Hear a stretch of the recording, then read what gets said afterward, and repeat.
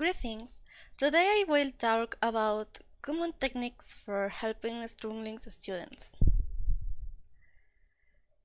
It is clear that teachers use different methods to meet the needs of all students, including those who are struggling.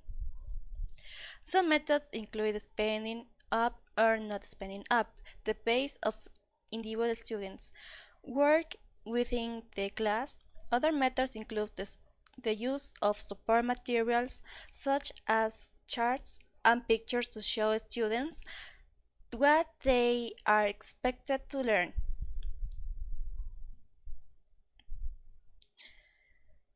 I will mention some of methods teachers use, such as the different instructions methods. This talks about when a student is struggling in an area, teachers create a plan that includes extra practice, step-by-step instructions, and special assignments.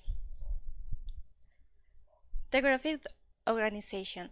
In this method, the teacher draws a picture to organize thoughts and ideas. Graphic organizations can help younger students with activities such as identifying characters in a story they have read. Multisensory instruction. This method connects what the students see, what they hear, how they move, and what they feel. When students learn to use all their senses, they remember better.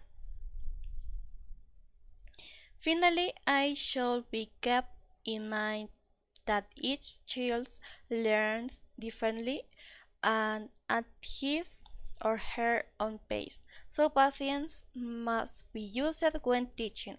Teachers will use creative methods to teach their children and the students around them, so that everyone learns the same. Is there any questions about what I explained?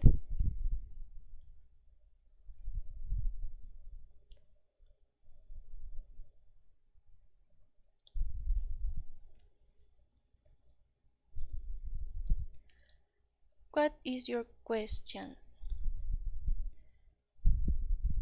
What is the most used teaching technique? Well, each teacher has different methods. Apart from the one I mentioned, there is the cognitive scaffolding that separates learning into smaller sections and follow an order learning to a goal, and the mnemonics that use a special phrase in order to remember some elements. The mnemonics is the most popular for teachers. Another question.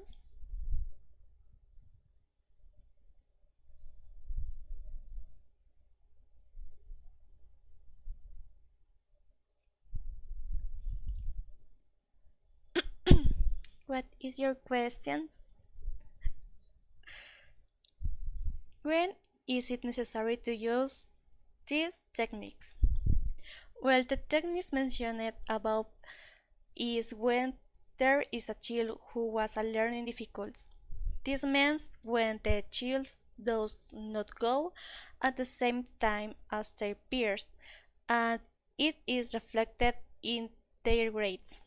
By difficulties, I mean problems such as dyslexia, which makes it difficult to read and speak, dyscalculia, which makes it difficult to process numerical calculations, dygraphia, which affects the ease of breathing, and finally attention deficit, which prevents children from focusing properly in class. Another question.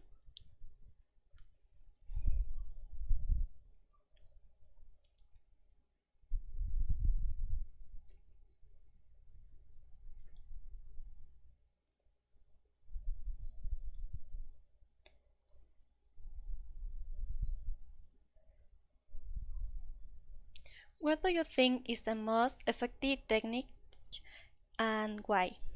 I say before, each teacher has different techniques for their students, but for me it would be their graphic organizations and mnemonics, because by combining the two, the students will remember the information because of a color or a face that is engraved in his or her head.